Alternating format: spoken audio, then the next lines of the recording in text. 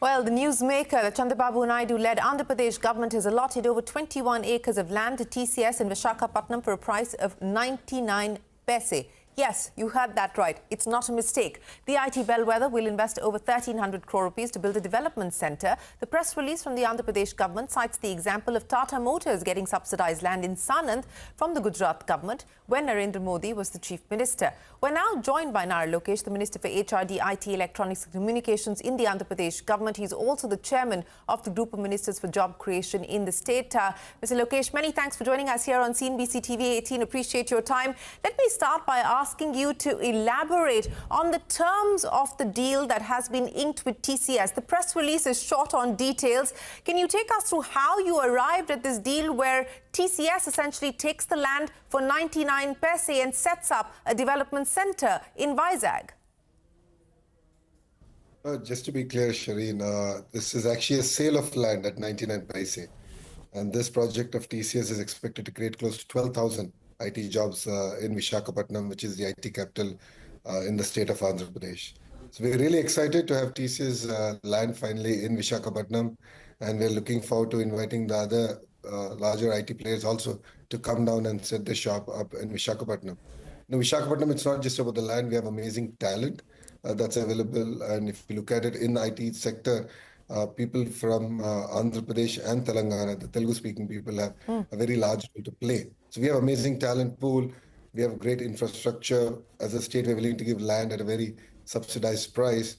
And I keep jokingly telling people that if go over to marry Bangalore and have a child, that would be Vishakapatnam. So we have it all. And we believe that this could be the trigger for large investments coming to Vishakapatnam. You know, if I could unpack what you just said there, in your own words, you have it all as far as Vishakapatnam is concerned. You talked about the infrastructure, you talked about the talent pool. Why then did you feel that you needed to sell land to TCS? And once again, I'm pointing out now, as you just corrected us, that it's not leased. You've actually sold the land to TCS for 99 paise. You had all these compelling reasons that you yourself just articulated for us. Why did you then feel the need to sell the land for 99 paise to TCS? Well, we need a catalyst, and we believe TCS is going to be the catalyst in our IT growth. And that's why we believe that we should give favorable terms to companies that are willing to bet on Vishakapatnam early on. And this is going to come about as a policy, and which we're going to encourage more and more IT companies to come and set up their shops in Vishakapatnam and give favorable terms for them too. And if you look at it as one of our whole promises to create 20 lakh jobs in the state of Andhra Pradesh, both in the private and the government sector. And the cornerstone of that is creating IT jobs. So we are not going to leave any stone unturned in terms of attracting investments. Okay, so you said that TCS gets the first mover advantage, so to speak, and hence it's been able to get this deal done for 99 paise. Does this now not create a floor or a cap, so to speak, tomorrow if it was to be Infosys or HCL Tech or any other tech company that came your way, would you not have to offer them the same deal? Well, I'm ready to do some deals and create jobs in Vishakapatnam. I think that's the singular focus that the government currently has. But this is prized real estate that we're talking about, and you're not leasing, you are selling the land. So I come back again to the possibility of questions being raised, as has happened in the state of Andhra Pradesh previously as well, about under what policy these terms have been arrived at. How will you take forward these decisions? Because I would imagine you want to be mindful of discretionary power and discretionary decision making. If you look at it, this is how Andhra Pradesh has always done business since the 90s. I mean, that's how we landed ISB in Hyderabad. That's how we got Microsoft to Hyderabad. And if you look at the work that we've done, in 2014, that's how we got Kia to Anantapur district. I mean, you have to take bold decisions. And these decisions have stood the test of time and politics. And if it's going to create jobs, I believe people will bless us with it. No second thought. Yes, jobs, of course, are important, but you mentioned Microsoft and some other companies, and you said this is how Andhra Pradesh has always done business. But, were those deals done at 99 paise or anywhere close to that amount? No, absolutely. I mean, if you look at the kind of incentive packages that were given to them, it was very favorable. To bring Kia to Anantapur district, we had to give a favorable incentive package, and we did it. And just because of that one decision, today the per capita income of that one district is among the top 4 in the state of Andhra Pradesh. So that's what makes Telugu Desam Party unique in the way it does things and the way it attracts investments to our state. No, so I want to come back and labor a little bit more on this. So would it then be fair to assume that this deal, in a sense, becomes the floor for the IT services sector, or even outside of that? I mean, what about manufacturing companies, for instance? Because will you offer a manufacturing company that's looking to set up land at this price? No, it depends on the kind of jobs that they're going to create. So is it linked? So TCS, 1,300 crores, 2,000 jobs. How did you arrive at this 99 paise? It's 12,000 jobs. 12,000 jobs. How did you arrive at the 99 paise? Because it's an IT company and it'll create higher order jobs for us, and we believe that IT sector should be promoted because the kind of impact it has on the larger ecosystem is massive. And that's how we arrived with that. And we believe that that's how every state should actually compete and attract. And we felt that giving land at this price is going to create a unique competitive advantage for the state of Andhra Pradesh to attract the next wave of IT jobs coming in. Okay, you said that this is going to be part of an IT policy as well. So is that IT policy going to now take forward the decision that was cleared by the Andhra Pradesh government? Will the contours of the policy reflect this deal that's been done with TCS, or will it be different? No, it'll be quite similar to what we've announced recently, and we expect to bring that policy to our next cabinet meeting, which is the end of this month. Okay. And what about manufacturing? I go back again, whether manufacturing should expect similar deals and similar pricing from you?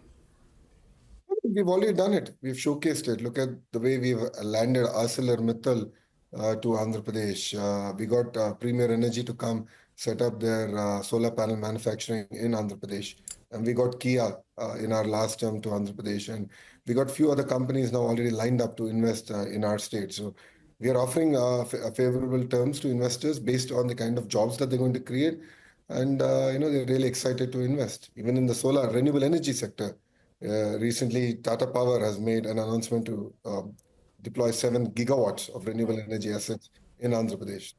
We are here. We're here to move fast, and the speed of doing business is the new mantra for Andhra Pradesh.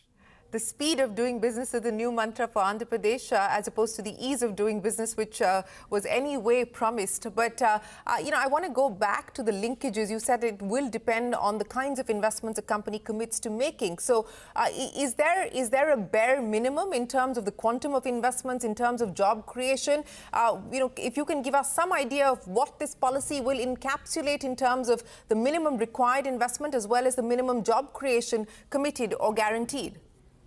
The IT policy will have a minimum job creation of 500 jobs per acre of land allocated. So that's going to be the thumb rule by which we're going to go. Renewable energy has a completely different parameters on which we take decisions on. The compressed biogas project, which Reliance Industries has landed in Prakasam district, they're going to do 500 plants. That has a completely different policy under the integrated clean energy policy. So we have very, very sectoral specific policies that are already out there. And those policies will drive our incentive packages to the various companies. And it's very dependent on the type and quality of jobs that they're going to create in the state of Andhra Pradesh. Okay, so sectoral packages and each will be different depending on the kind of investments committed as well as the job creation that will accrue on account of that. But if I could also ask you to articulate for us, what is the current land bank that the Andhra Pradesh government is sitting on? How much is being allocated for these different sectors at this point in time? How much are you allocating, for instance, for the IT sector to start with? If you look at it, APIC has close to 1 lakh acres of land already under its possession, and we are in the process of identifying another 2 lakh acres to create MSME parks in every assembly constituency of the state, because MSMEs also create substantial part of jobs. So that's going to be very, very critical for us. And IT is all about Vishakapatnam, and of course, we keep this open to the investor who's willing to invest. They can choose Amravati, they can choose Tirupati. The option is left to them. And we have substantive land available in all these zones to allocate to the IT companies.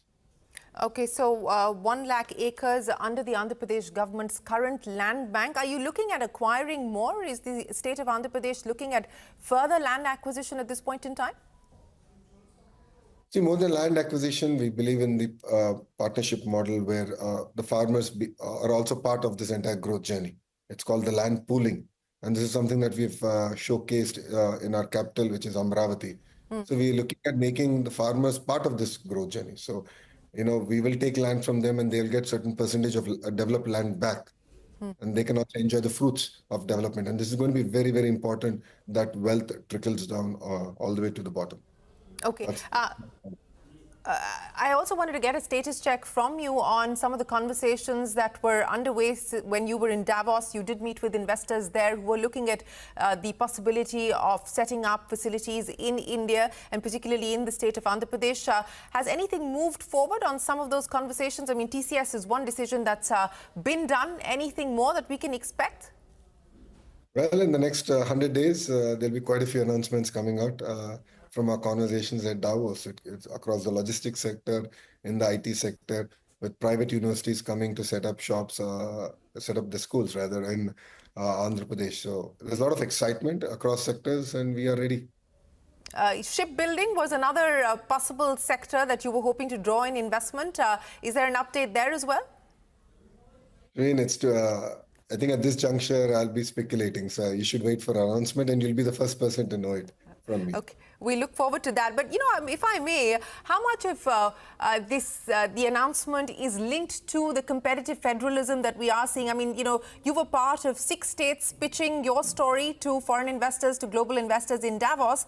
They're trying to get pretty much the same universe, the same catchment of companies to set up shop, whether it's in Telangana or Karnataka or even in the north in states like UP, etc. How much of these incentives or subsidies for industry that you're willing to put on the table has to do with the fact that it's a fairly competitive environment? Have you been pushed to offer these sweeteners to draw in investment? See, we're no longer competing with other states. We're also competing with other countries. It's very important that we understand that. Vietnam plays a very important role in electronics manufacturing. So an investor who's looking at to invest in this part of the world is going to compare countries and then compare states. So it's important that we compete at that level. And I believe that this is very good. Competition is always good, and we learn from each other as states. And some states have specific strengths, and certain companies sort of go in that direction. And Andhra Pradesh has its own unique competitive advantage, and that's what we're showcasing at this juncture. So would it be fair? I mean, you have, of course, listed out a bunch of sectors that you intend to focus on, renewable energy being one of them, electronics, EV manufacturing, oil and petrochemicals, where we've already seen an announcement coming in, food processing. You spoke about MSMEs as well, IT, ITES. Would it be fair to assume that at least for now, in the near term, that IT and ITES will perhaps get top priority in terms of attempting to draw in more investors and more investment? I mean, our chief minister is an impatient politician. He wants things to be done yesterday. He's very clear that we need to attract investments across sectors. I'm part of the cabinet subcommittee. I'm the chair of the cabinet subcommittee to create 20 lakh jobs in Andhra Pradesh. So our goal is to create 20 lakh jobs across sectors. And we have a very thematic approach based on the districts where we want to create the entire ecosystem, including education, skills, and the whole 9 yards in that particular district. And with a very thematic based approach, we are now building the entire ecosystem. And we believe that we're going to attract investments across sectors. We've already done it. ArcelorMittal is done. We're attracting investments in the pharma sector. Compressed biogas is one thing that's done really well. Renewable energy is done exceptionally well. TCS is a great announcement. You'll see more coming in the IT sector. So it's quite diverse in that sense.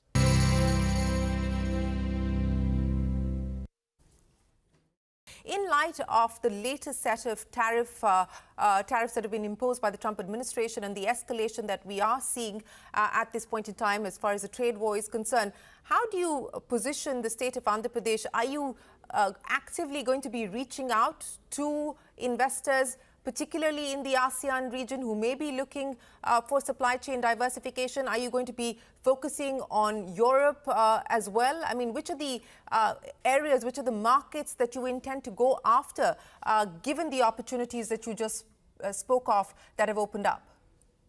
I mean, if you look at it, as soon as this government came into power, we revived our Economic Development Board, where we have vertical specialists and we also have country-focused specialists. So we appeal to the broader and diaspora out there, and we're looking at attracting investments across sectors and across nations, and that's been our core strength. So we've had Japanese land here, we've had the Koreans being part of our ecosystem, our growth story. Electronics, we've seen a lot of Chinese companies already investing in that sector.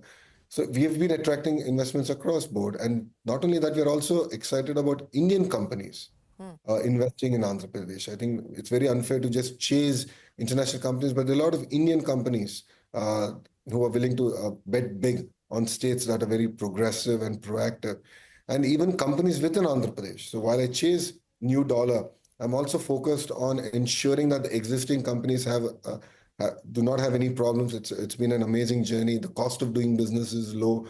The cost of energy is low. So this is something that we're very, very focused on.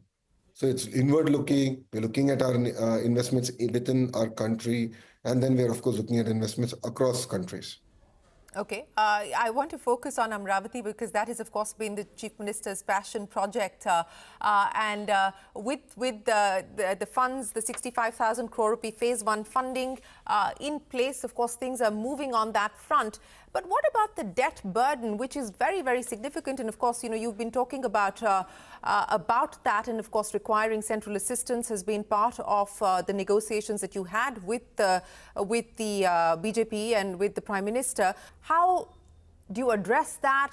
How confident do you feel about being able to address that at this point in time? Well, we have close to 10 lakh crores of debt as a state. Yes, we had a lot of huge pending payments. Those liabilities also inherited from the previous administration.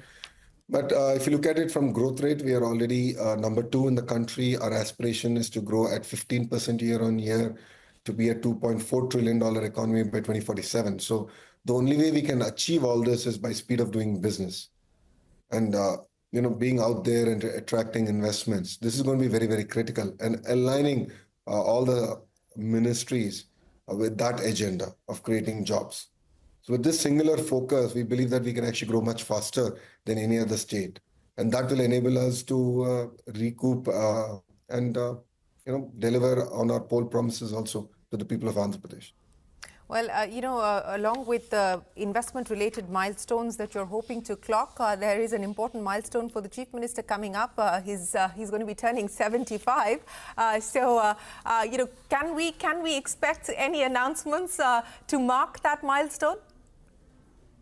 Well, it's one more birthday for him. He's a 25-year-old impatient Chief Minister who really wants to do good for the state and the nation. So it's just another day for him personally. And, every day is a new day, a new challenge for us. And we attract investments every day and on a daily basis. So that's what makes Andhra Pradesh and this government unique. Is he a tough taskmaster? Absolutely, he is. No second thoughts about it. And he expects all of us to run faster than him, which, is a big challenge for all of us.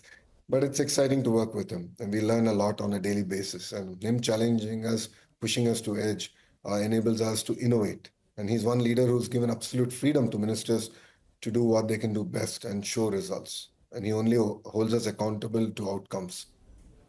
Well, we do wish him the very best as he marks that milestone. But I want to end by asking, you said that the IT policy is going to go to Cabinet by the end of the month. But some of the other sectoral policies that you spoke of, have those been approved by Cabinet already, or will some of those also require Cabinet approval? All those policies have already received Cabinet approval. So those are already in place. The IT policy is the only one that requires Cabinet approval. IT policy is already in place. This particular decision that we have taken, which we want to extend to various other IT companies and GCCs who want to invest in Andhra Pradesh, this particular thing would be an amendment to the existing IT policy. And that would be part of our next cabinet meeting. Okay, so that's an amendment, because that's what I was wondering, because you had talked about nominal pricing for the ITES sector when we had last spoken. So this is an amendment to an existing policy that you're now bringing about in light of the deal that's been done with TCS. Exactly. Nara Lokesh, always a pleasure. Many, many thanks for joining us and explaining the rationale behind the big announcement that came in from the Andhra Pradesh government. selling over 21 acres of land to TCS to set up an IT hub in Vizag in the state of Andhra Pradesh, and an amendment being brought in to ensure that similar terms will be offered to other ITES companies that are looking to set up in the state. A pleasure speaking with you. Thanks very much for your time. We are going to take a break here on the CNBC-TV18 Newsmaker. We're back in a moment with more.